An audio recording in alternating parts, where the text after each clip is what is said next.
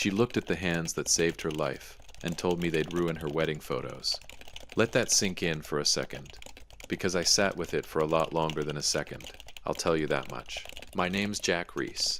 I'm 53 years old. I've lived in Cincinnati my whole life. And up until about 6 months ago, I would have told you the worst thing that ever happened to me was already behind me. I would have been wrong. Welcome to Dad's Raw Revenge. Get comfortable. This story's going to take you somewhere.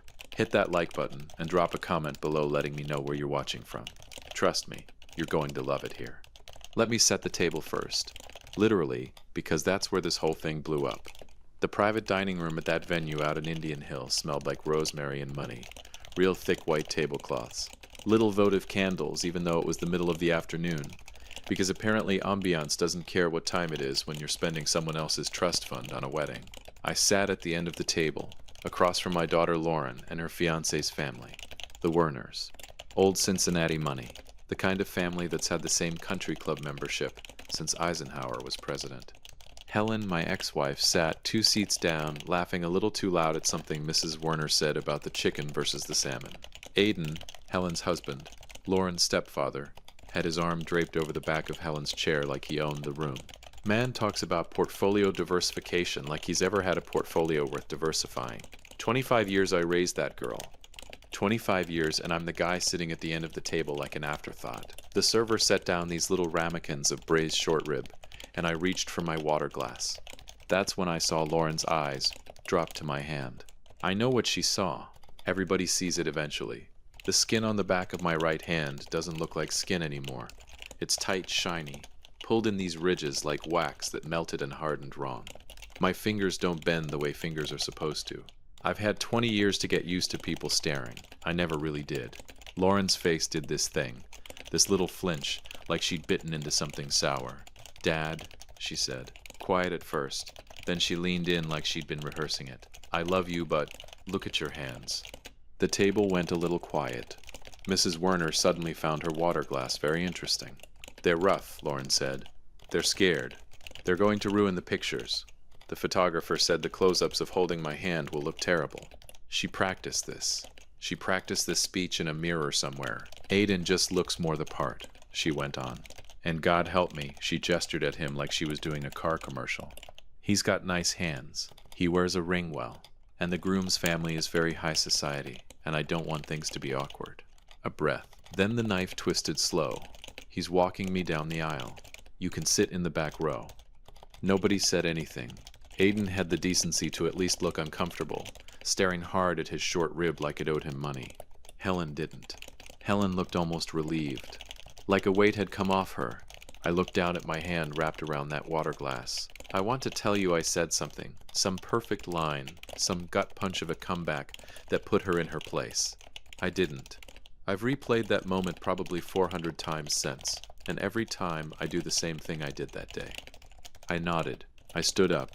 I put my napkin on the table, folded it once like my mother taught me, and I walked out of that room without saying a single word. You built her a life with these hands. And she just told a room full of strangers they're an embarrassment. Cincinnati traffic on 71 South doesn't care that your heart just got carved out with a butter knife. I sat in it for 45 minutes. Radio off, just my thoughts and the sound of my own breathing. I kept looking at my hand on the steering wheel, really looking at it the way you look at something after somebody tells you it's ugly. Like maybe this time you'll see what they see. I didn't cry. I want that on the record. Jack Reese does not cry in traffic on 71 South. But something in my chest sat there like a brick the whole ride, heavy and useless, all the way back to my apartment off Erie Avenue in Hyde Park. Modest place, 1 bedroom, exposed brick, the kind of apartment a guy rents when he's got money he refuses to spend on himself. I let myself in, dropped my keys in the bowl by the door, and stood in my kitchen not knowing what to do with my hands. Which, considering the conversation I'd just walked out of, felt like a cruel joke. I ended up in the 2nd bedroom, the one I use as an office, though office is generous. It's a card table and a filing cabinet and a shoebox I've never gotten around to putting in a real photo album. I sat down on the floor with my back against the wall, and I opened that shoebox. First photo on top, Lauren, maybe 9 years old, vanilla ice cream cone in one hand, my hand in the other, both of us grinning like idiots outside Agla Macy's Brothers on Madison Road. There she is. There's my girl. And that's when it all came back. Not slow. All at once, like a door blowing open in a storm. You want to know who I was before all this? I'll tell you. Every Saturday, rain or shine, I picked Lauren up right after my shift ended at the plant. I worked the line at a hydraulic systems manufacturing plant out in Norwood. Good union job, decent pay, calloused hands from the honest kind of work. I'd still have my work boots on, safety glasses pushed up on my head, and she'd come tearing across the yard yelling, "Daddy," like I'd been gone a year instead of 8 hours. We had a routine. Aglamisi's brothers for ice cream. She always got vanilla. Always, no matter how many times I told her they had 40 other flavors. She'd hold my hand the whole walk there, swinging our arms like we were the only 2 people in Ohio. And when we got close to the plant gates, I'd hoist her up onto my shoulders so she could wave at the guys on the loading dock. "There's my hero," she'd shout down at me, ice cream dripping onto my collar. And every single one of my coworkers would laugh and wave back. There was this one guy, Larry Boyd, who worked the dock with me for 12 years, who used to say, "Reese, that girl's gonna run this city someday, you watch." I believed him. I truly believed every word of that. Those Saturdays were the best hours of my week. Better than payday. Better than the Bengals winning, which, let's be honest, wasn't happening often enough to be a real contender anyway. I had no idea one of those Saturdays was going to be the last normal one. It was a Saturday like any other. I had to swing by the plant to grab my check before we headed out. Payroll had messed up direct deposit that week. One of those things you don't think twice about. I brought Lauren in with me. She'd been in that building 100 times. Everybody knew her. She was drawing on a napkin at the break room table while I walked over to grab my envelope from the office window. I heard it before I understood it. A deep metal groan, like the building itself was clearing its throat. Then a bang that I felt in my teeth. One of the main hydraulic lines had ruptured. Pressurized fluid, scalding hot, chemical treated, blew out of that pipe like a fire hose made of acid. Lauren. I didn't think. There wasn't a thought in my head. Not one single word. My body just moved. I got to that break room table in maybe 2 seconds flat, and threw myself over her, wrapped my arms and back toward the blast, made myself as big as I could between her and that spray. It hit me across the back, the arms, the hands. Mostly the hands, because that's what I had wrapped around her, shielding her face. I don't remember the pain the way you'd think. I remember Larry's voice screaming my name from somewhere far away.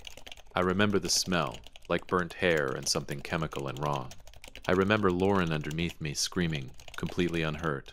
Not one drop touched her. Not one single drop. She walked away from that day without a mark on her. I didn't. Larry saw the whole thing. Ran over before anybody else even understood what happened.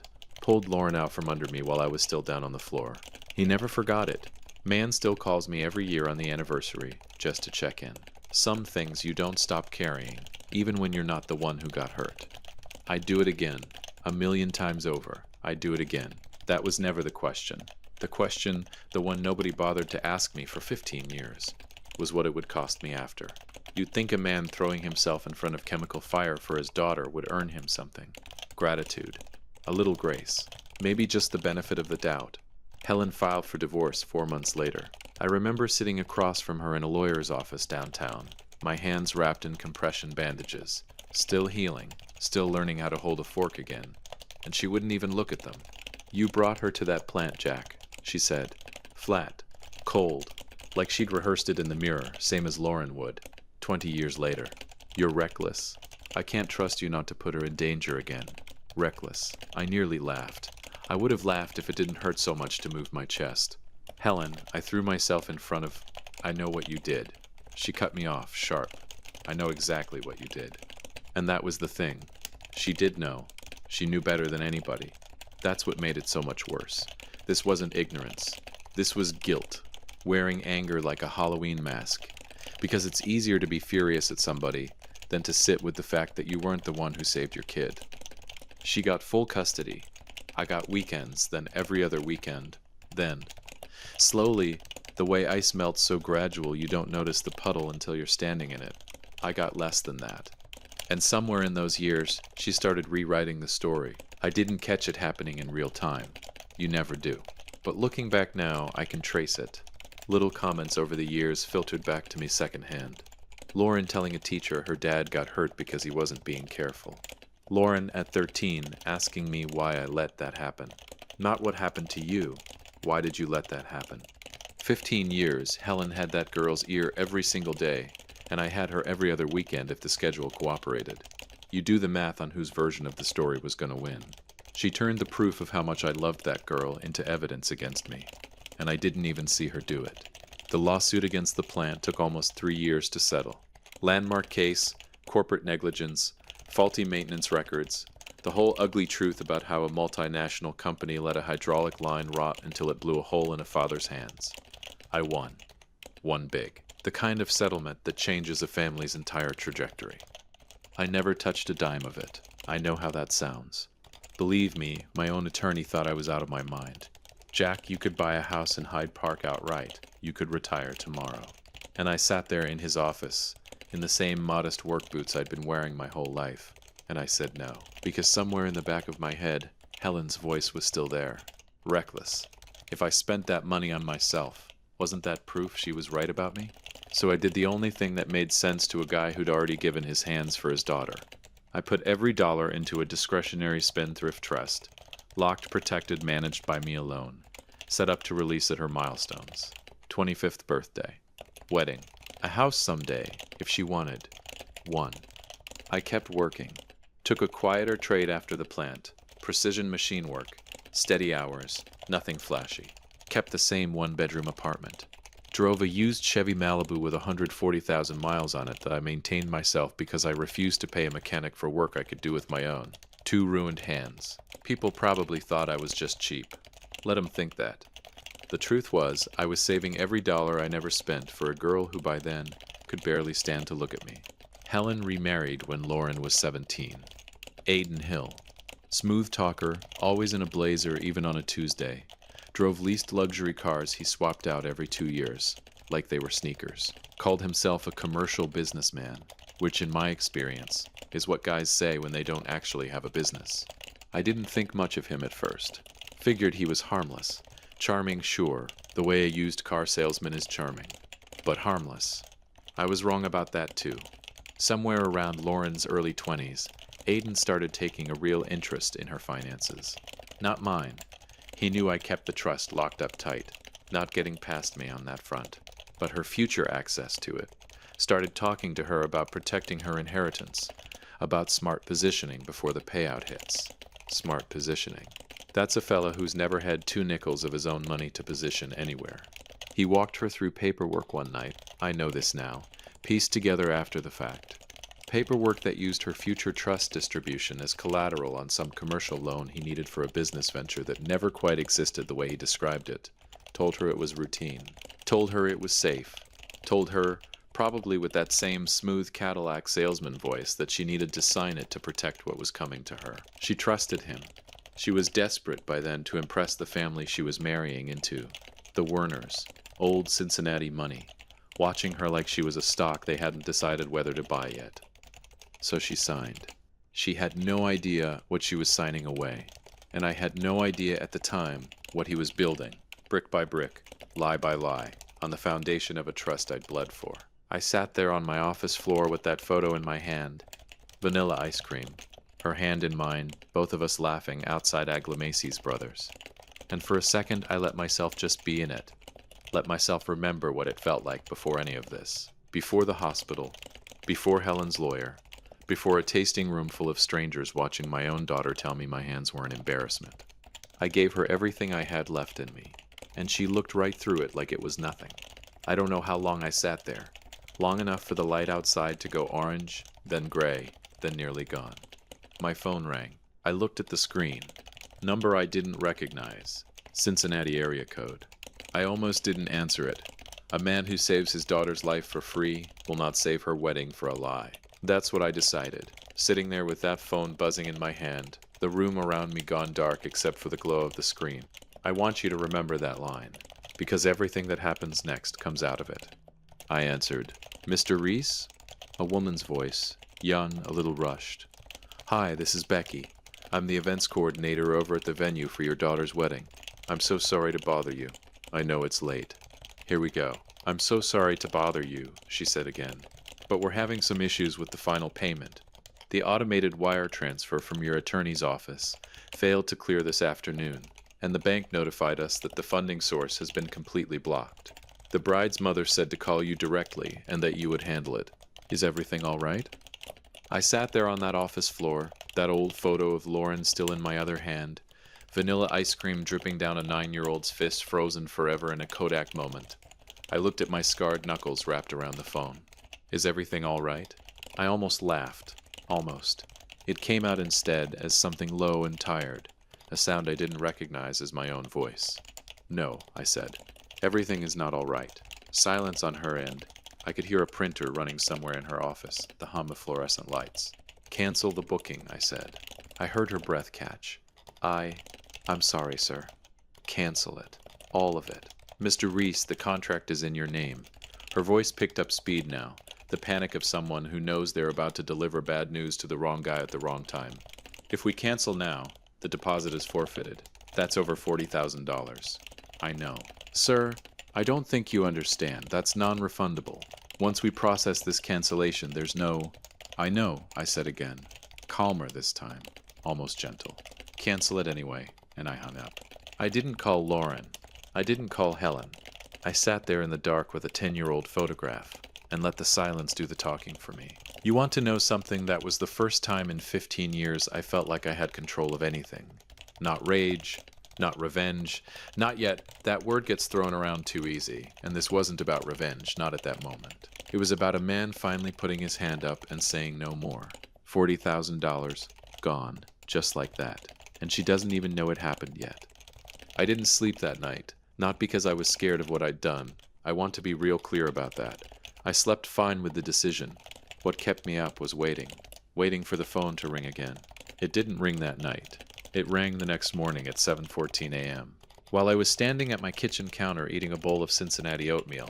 Nothing fancy, just oats and a little cinnamon, the same breakfast I've had since Lauren was in diapers. Lauren's name lit up the screen. Here it is. I let it ring twice before I picked up, mostly to see if my hand would shake. It didn't. Dad? Her voice was tight, high, the voice of someone who hadn't slept. Either. Dad, what did you do? The venue called Mom. They said the booking's canceled. They said you told them to cancel it. Is that? Dad, is that true? There it is. Not, are you okay? Not, I'm sorry about the tasting. Just, what did you do to my wedding? It's true, I said. Why would you do that? Her voice cracked, and for 1/2 second, I almost felt the old pull. The instinct that had run my whole life as her father. Fix it. Make it better. Say sorry even when you're not the one who did anything wrong. I didn't say sorry. You told me to sit in the back row, Lauren. I said. I'm just giving you a little more room back there. She went quiet. I could hear her breathing, sharp and uneven, and somewhere behind her, Helen's voice, muffled, asking what was going on. You're being cruel, Lauren finally said. Cruel. That word landed somewhere behind my ribs and just sat there, ugly and heavy. No, sweetheart, I said, and my voice came out steadier than I expected. I'm being finished. I hung up before she could answer. Here's something you need to know about a discretionary spendthrift trust, folks. It's a legal vault. I built it to protect Lauren from other people and, if I'm honest, from my own instinct to give her everything. Because it's discretionary, it means I have the final say on every single dollar that goes out. It runs entirely through me. But Aiden was slick. He had convinced Lauren to sign a stack of paperwork a year ago, using her future milestone payouts as a guarantee for a massive commercial business loan he was taking out. Here's the catch. A bank won't accept a discretionary trust as collateral unless the trustee, me, signs off on it. Aiden knew I'd say no, so he did what desperate con men do. He forged my signature on the guarantee paperwork. He thought he'd use the upcoming wedding gifts to clear the debt before anyone noticed. He miscalculated. Monday morning, I called my attorney, David Finch, and told him to freeze all wedding distributions. By Wednesday, the dominoes started falling. The florist, the DJ, and the catering company all hit a wall. Their invoices came back marked insufficient funds. But I didn't stop there. I also pulled the trust's backing from the Kenwood Housebridge loan they were using to live past their means. Instead of calling me to ask what was going on, Helen and Lauren decided to go public.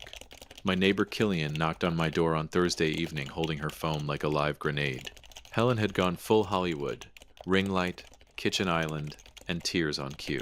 She tagged local Cincinnati community groups and the Werner family's business pages, dabbing at her eyes and saying, "My daughter's biological father is holding her wedding hostage out of pure jealousy because another man is walking her down the aisle. He's bitter and controlling." She even pinned a comment at the top. "The Werners are old money and they have lawyers everywhere. We will see him in court." The internet did what it always does. Hundreds of strangers calling me a monster. But Helen made a fatal mistake. By tagging the Werners' public profiles, she brought a messy, low-class internet brawl right to the doorstep of a family that thrives on privacy. She thought she was weaponizing them against me. Instead, she guaranteed they would cut her loose. And then, the trap snapped shut. When that automated bridge loan payment for their house bounced on Tuesday, it triggered an immediate flag at the bank's compliance department. A human auditor actually pulled the file to see why a multi-million-dollar trust missed a payment. They looked at Aiden's commercial loan file. They looked at the signature on the guarantee. Then they called my attorney to verify it. David took one look at the forged document and told them the truth. Jack Reese never signed this. By Wednesday afternoon, it wasn't a family dispute anymore. It was a federal bank fraud investigation. The bank froze Aiden's accounts and called the entire commercial loan due immediately. At the exact same time, David enforced the penalty clauses on the house bridge loan. Their mortgage payment more than tripled overnight, giving them 30 days to pay or vacate. Aiden Hill, smooth-talking commercial businessman, was staring down a federal loan default and eviction inside a house he couldn't afford, sitting next to a wife who just torched her ex-husband's reputation on the internet for a wedding that no longer had a venue. I won't lie to you. There was a part of me, a small, ugly human part, that felt something close to satisfaction sitting in that. But mostly, I just felt tired. I want you to understand something about this stretch of time, because it's easy to make it sound like I was some mastermind sitting in a dark room pulling strings with an evil grin. That's not what it was. Mostly, it was quiet. I went to work. Precision machine shop out in Blue Ash. Same as always. Clocked in. Did my job. Kept my head down. Came home. I stopped by Skyline on Erie a couple nights that week. Sat alone at the counter with a three-way and a coney, because some things a man does just to remember what normal feels like. I didn't check Facebook. Killian did that for me, God bless her, showing up at my door every couple days with updates I never asked for but somehow needed to hear anyway. They deleted the second video, she told me on a Friday, the one about the Werners. That's so, Jack. She looked at me the way people look at you when they're trying to figure out if you're okay. You all right? Was I all right? I thought about that tasting table, about Lauren's face when she looked at my hands like they belonged to a stranger, about 25 years of Saturdays, vanilla ice cream, a little girl on my shoulders yelling, "There's my hero," to a loading dock full of guys who believed it just as much as I did. I will be, I told Killian. And for the first time in a long while, I actually believed it. Because somewhere out past Kenwood, a house was about to lose its funding. A wedding venue had already lost its deposit. A stepfather was about to lose a whole lot more than a leased Cadillac. And none of them saw what was coming next. My phone buzzed on the counter. Text message, no name attached, just a number I recognized as Helen's sister, somebody who hadn't spoken to me directly in almost a decade. "Jack, you need to see this. Call me." I stared at that message for a long moment. Whatever this is, I thought, it's not going to be good news. I picked up the phone and dialed. If you have been listening for a while, drop your thoughts in the comments. Hit the like button while you're at it, and be sure you're subscribed. Some men beg on their knees for money. My daughter did it in my living room, and I still remember every word. I want you to sit with that for a second, because it took me a long time to sit with it myself. Let me back up.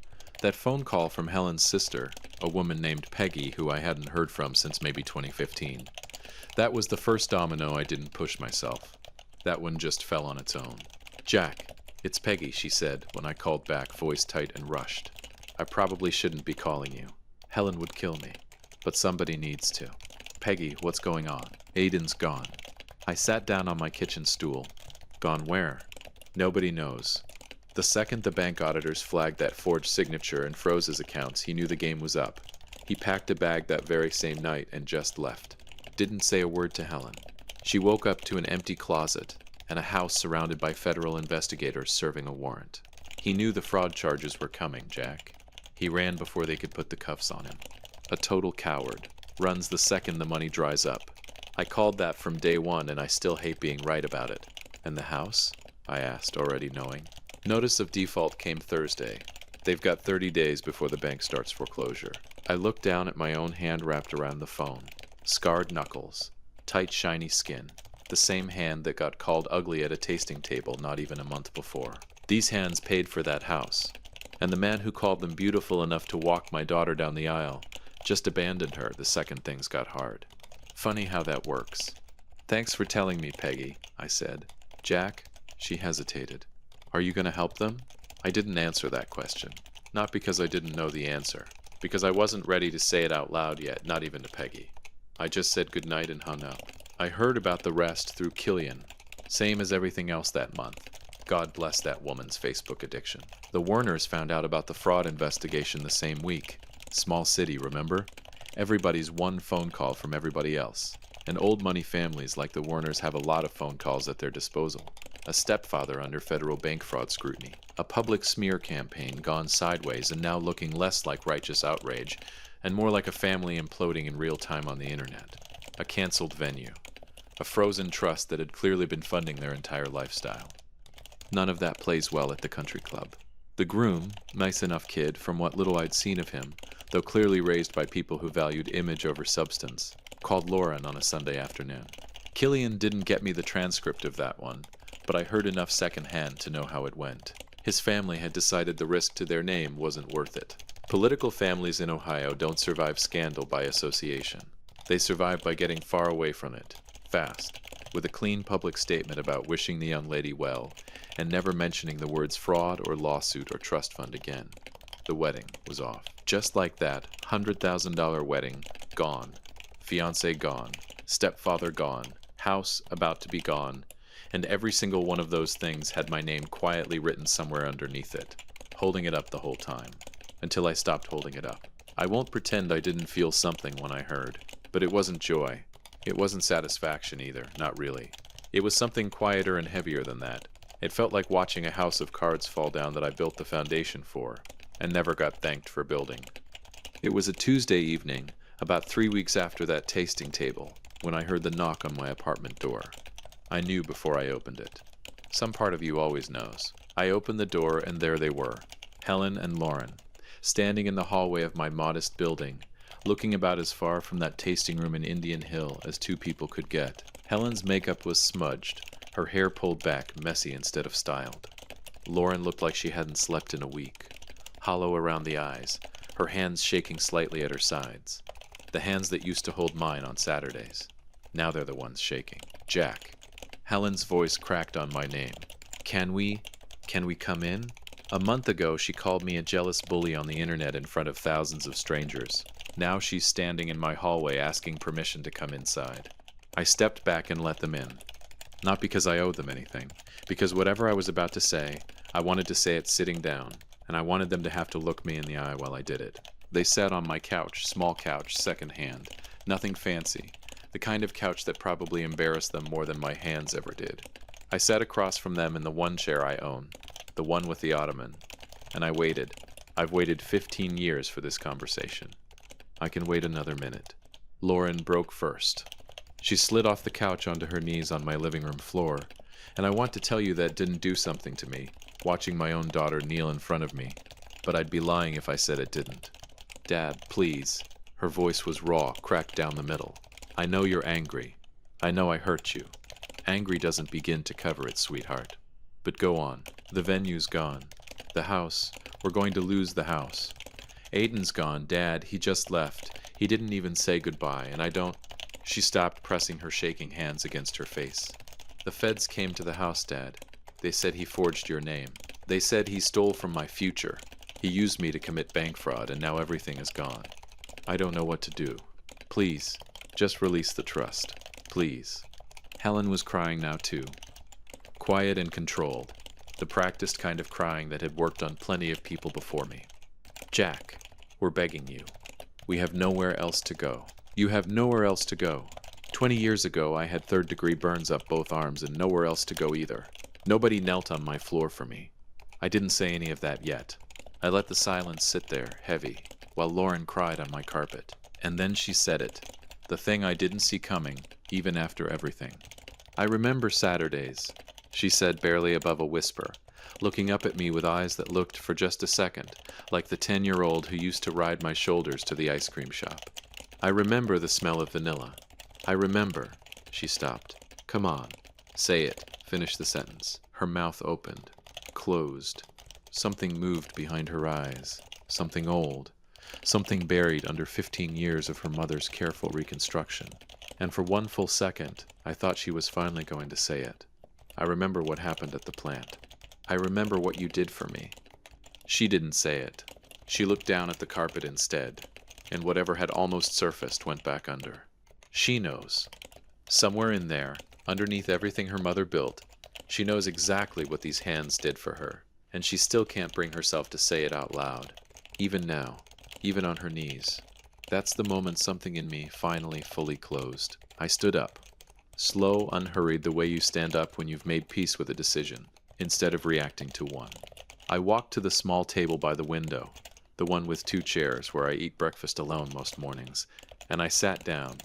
I looked at both of them, still on my couch and my floor, and I waited until Lauren lifted her head to look at me. Then I put my hands flat on the table, both of them, palms down, scarred and shiny and twisted, right there in plain sight, where nobody could look away from them. "You said my hands were too ugly for your wedding day," I said. My voice didn't shake. I want that on the record. It didn't shake at all. "But these hands are the only reason you still have a face to cry with right now." Lauren made a sound like the air had been knocked out of her. "I saved you once, sweetheart," I said. "I won't save you again." Nobody moved. Helen had gone completely pale, her hand pressed over her mouth. Lauren just knelt there on my carpet, staring at my hands on that table like she was seeing them. Really seeing them. For the very first time in her entire life. 25 years. 25 years of Saturdays and ice cream, and a settlement I never spent a dime of. And it took her standing on the wreckage of everything I built for her to finally look at these hands and understand what they actually mean. Too late, sweetheart. Too late. I stood up. I walked past both of them, past the couch, past 25 years of a life I gave everything to build, and I went to the window. Cincinnati was doing its evening thing out there. Streetlights flickering on along Erie Avenue. Somebody's dog barking 2 floors down. Ordinary life going on, ordinary and indifferent to what had just happened in my living room. I heard Helen behind me, voice breaking. "Jack, please, we have nowhere." I didn't turn around. I reached up and closed the curtain. I heard them sit there a moment longer, the particular silence of 2 people realizing there's nothing left to say that's going to change anything. Then I heard the couch creak, footsteps, the door opening and closing. Quiet, none of the drama of that tasting room, none of the videos and the ring lights and the accusations. Just quiet. I didn't watch them leave. I stood at that closed curtain a long time, my scarred hands resting on the windowsill, and I let the apartment go silent around me. I'll give you the rest quickly, because you've earned the ending. And I don't believe in dragging out good news any more than I believe in dragging out bad news. Helen and Lauren were out of the house within the month. Because it was an unbacked bridge loan and not a standard mortgage, the bank moved fast, giving them 30 days to clear out before the locks were changed. It was quiet and unglamorous, none of the internet fanfare that came with the accusations. Last I heard through Peggy, they'd moved into a 2-bedroom rental in Norwood. Modest, unremarkable, the kind of place I'd lived in most of my adult life while they were living in a colonial with a pool. Funny how that worked out. Aiden never resurfaced in Cincinnati. Word got around eventually, through the same small city grapevine that told me everything else, that the bank fraud investigation turned into actual federal charges. Wire fraud, false collateral representation, the whole ugly list. Last anybody heard, he was somewhere down in Florida, living under considerably less luxury than the leased Cadillac days, waiting on a court date he couldn't smooth talk his way out of. A total coward to the end. Didn't even have the spine to face what he built. The Werners never spoke to Lauren again. Not one call, not one message, nothing but a clean, well-lawyered silence. The kind rich families are very, very good at. As for the trust, I never released it.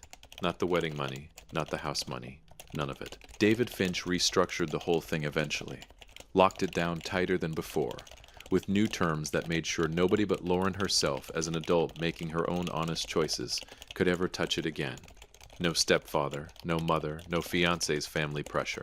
Just her, if she ever earns her own way back to deserving it. Maybe someday she will. That's not up to me anymore. That's up to her. As for me, I still live in that same one-bedroom off Erie Avenue. Still drive that same Chevy Malibu. Still work the same quiet trade out in Blue Ash. Still stop into Skyline some nights for a three-way and a Coney. Alone at the counter. Same as always. Larry still calls me every year. Same as always, too. Right around the anniversary. Last time we talked, he said something that stuck with me. "You did good, Reese," he said. "Not the wedding thing. The other thing. 20 years ago. You did good." I know Larry. I've always known. It just took the rest of the world a little while to catch up. Some Saturdays, when the weather's right, I still walk down to Agla Macy's Brothers. I still order vanilla, even though I've never once liked vanilla. Never did. Not really. I just liked watching her eat it. I sit at the counter alone now, and I look down at my hands. These scarred, twisted, ugly, beautiful hands. And I think about a 10-year-old girl on my shoulders, screaming "There's my hero" to a loading dock full of men who believed her. Completely. I'd still do it again. A million times over, I'd still do it again.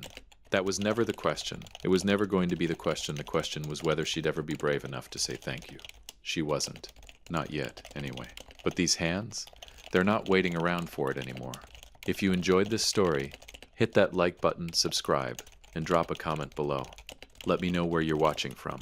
I will see you on the next one.